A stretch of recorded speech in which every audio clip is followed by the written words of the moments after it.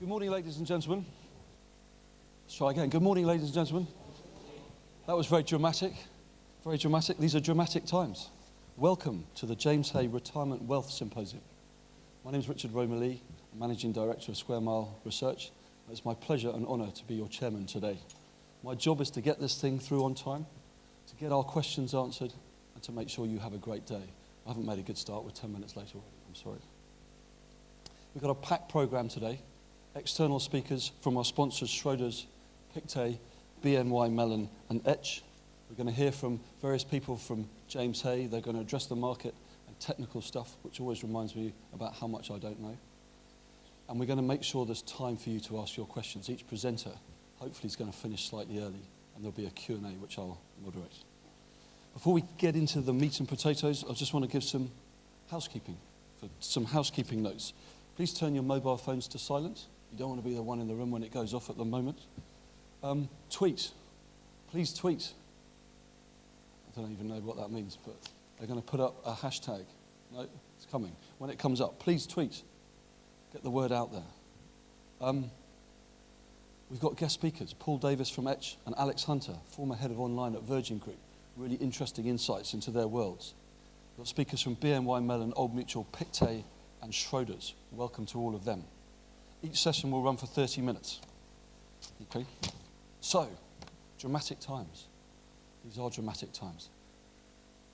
For markets, for risk, for the industry. So much change. It's exciting times. Great opportunity for us all. And dangers lurking around the corner.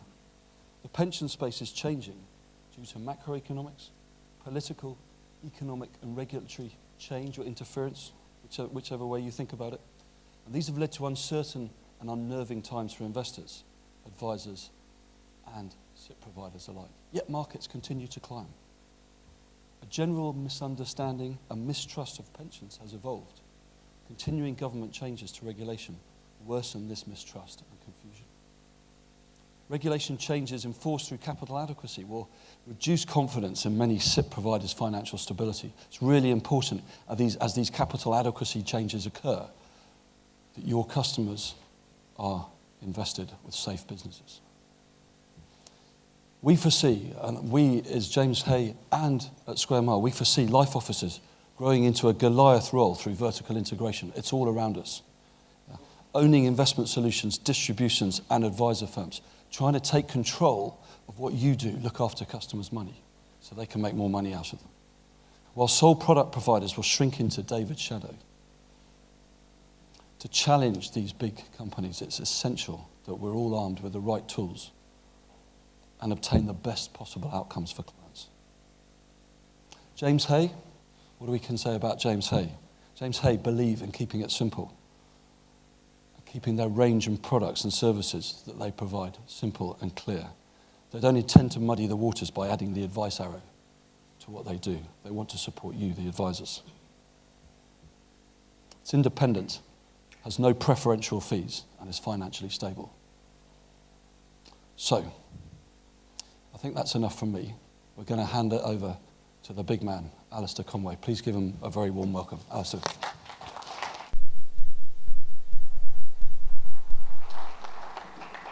Good morning, everybody. Good to see you all here. Let me start before I just canter through an update on what we've been doing at James Hay, to just thank you all for the support you give us on an ongoing basis. Our business is only going to be successful if hopefully we do the right things for you and you go on supporting us. So I can't thank you enough for that support. And we recognise that we've got to go on working to keep getting that support from you. It's not a case of just sitting on our laurels. So a lot of what I'm going to talk about today are some of the things that we're working on and we're thinking about. Some of those driven by feedback from you, and as I'll talk about in a minute, some of that driven by feedback from end investors as well, and I'll explain the relationship as I go through. So as Richard's alluded to, we live in hugely changing times. I'm sure, like me, most of you won't remember 6 months politically and economically like the last 6 months. Michael Johnson is still the unknown joker in the pack, whether or not he has influence over the new Chancellor in the way he was beginning to influence the old Chancellor. We have a change of pensions minister. So to be honest, we've almost potentially gone back to square one, but it may be that some of the thinking around the pensions ISA, etc., that was beginning to emerge under the last government will continue. We have some concerns about that, and I'll talk about that as I go through.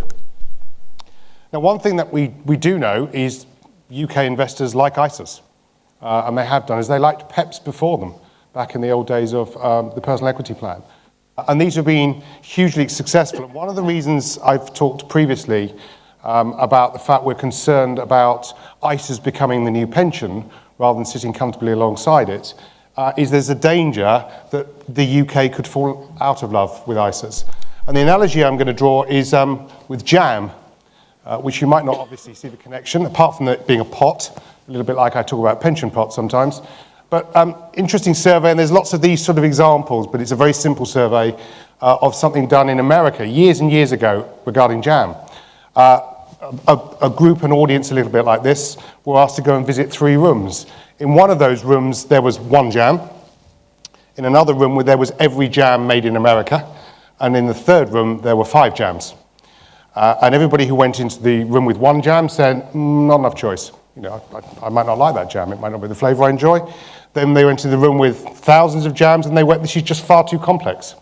And then, not illogically, they went to the room with 5, and they felt comfortable they had a choice, but ultimately, not too much choice, they could make a decision. And the point I'm making is, if we go on clustering up ISAs with a series of different ways you can buy into it, or different types of ISA, our fear is we'll have the same problem. It's certainly true of pensions, and whilst that complexity at one level does create opportunity and need for advice, the danger is that the complexity becomes too great, it just puts people off. We don't actually all work in an industry that's particularly loved by the great world, and most people don't want to talk about their finances, very British thing. But nonetheless, we have a genuine concern that if we don't keep it simple, and the right balance between simplicity and choice, then actually we're going to find that we deter people from engaging with their finances and financial services at a time when they need to do so ever more than previously. And the other thing that we've started looking at more and more, and this is why we've engaged Paul Davis to help us, and he's going to talk to you later and give you some more detail of the work he's been doing, is because most people don't make logical decisions about their finances. Most of what drives people about their decision making is very emotional. And one of the reasons, as a former IFA, I think I have some knowledge of this, one of the reasons why I believe you're also successful is not just because of your intellectual strength and the way you explain things logically, but because you address the emotional need of the customers you deal with. You recognize the fact that the reason they're saving money is because they have an emotional or a desire to do something. It's got nothing to do with the numbers, but everything to do with a personal ambition or personal challenge or family issues, etc. That's what you do. Okay? It's often undervalued. It's why I strongly believed when RDR came in that every advisor would survive, because what the government and the regulators missed is that that part of the job is as important as all the numbers and all the stats and all the data and all the fund performance analysis that you'll give them. It's part of what you do. But we need to make sure as we do things that everything we present to our customers actually allows them to receive that information and it supports working with you. So we are doing some survey work with DEND investors. Now the reason for that is twofold. Number one, it's vital that James Hay makes sure when we present something on paper or we present something on our website, investors understand it. And they don't necessarily need you to explain every aspect of every word on every page. Not because I'm trying to cut you out, but because I actually have a responsibility to make sure the end investor understands the material we produce. Both from a business sense, because it makes good business sense to communicate effectively, and importantly, the regulator is now telling me I have no choice but to do that. Okay? But be very clear, and you'll hear it several times, this is not because we're working out a way to go direct to consumer, etc., and that we'll share everything we ever find out about investors with you. This is just to make sure when we do things and communicate, we do so in an effective way. So the early findings tell us some fairly simple things, really, and you might say, this is fairly obvious, Alastair, you probably knew this before you asked, but I have learned that the worst thing you can do is assume. So a lot of people don't know what our role is and what role we play, and I think that's important. Richard referred earlier to the fact that a lot of the people who work in the SIP space might not be as financially secure. They might not understand the trustee relationship compared with an investor relationship, where we begin and end, what your role is, what you're doing, what we're doing, the responsibility to have to protect their assets, etc. They want us to be transparent. Again, I don't think anybody here will be surprised by that, but understanding what's transparent and easy to understand for them is important. They want to better contact us occasionally. Again, not to bypass you, but it might be a simple issue. And in a world where you correctly have to charge fees for your time, it might not be economically viable for you to sometimes get involved. So we want to make sure easy things we can do for them. And they're telling us, good companies ask me how often I want to be contacted. And for us, that's just about how often we send statements out, how often we update things on the website, etc. Now, as a result of that, it's beginning to inform how we run our website. So we're splitting out, again, a lot of other firms did this in the past, we're splitting out to make sure that the investor site, part of it, is different and the language is different from the site that you go into. And we're trying to make the language so simple and so straightforward, because we don't half love jargon in this industry. Regulators love it, governments love it, and if I'm honest, we all do. And we get very used to using it. So we're trying to make sure that when somebody goes into the website, and a lot of people do at funny times at night, because they want to look at their valuation or they want to look up a fund, etc. That's part of what we need to do, that we make it easy. And we've upgraded so that when you go onto the screen, actually help buttons pop up or help icons pop up. And if anybody does something on our site now, we're reaffirming that they are sure they know what they're going to do.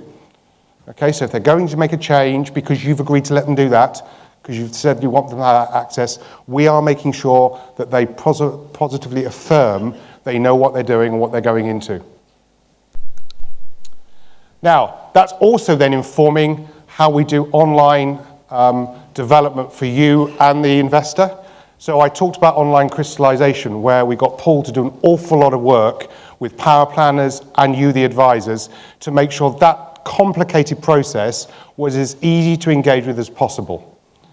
In addition, online payments, an online case tracker, and then e-communications, all about trying to make it easier for us to push information to you or where you want us to the investor in a way that's digestible by whoever's receiving it and makes sense and makes their life easier.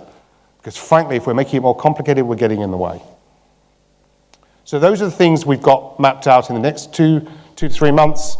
And then there's 2 other things we're working on. The first one I spoke about previously, we're finding really difficult, which is providing information for CGT calculations to support wherever you want to move somebody across to a different platform, or you're just grappling with some financial planning. And the main reason that's difficult is because of all the transaction histories and the background data to make sure the CGT calculation is right.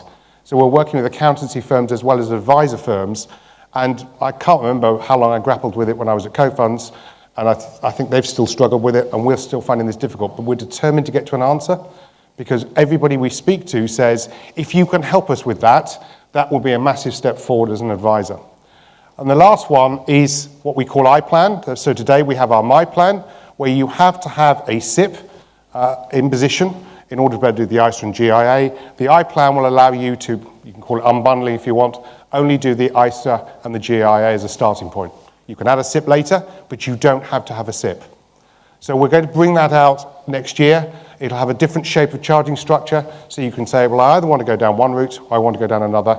It gives you some choice, but it's not overly complex, and we're not trying to add multiple products or multiple different options. Same fund range and choice underneath as you have today.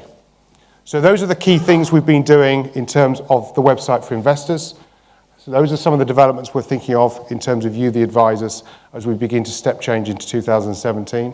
We're not trying to do too much or promise too much, because invariably build programs end up getting delayed or legislation comes in and changes things. So we're just trying to focus on 2 or 3 key things which you are telling us are the things that you would like us to do.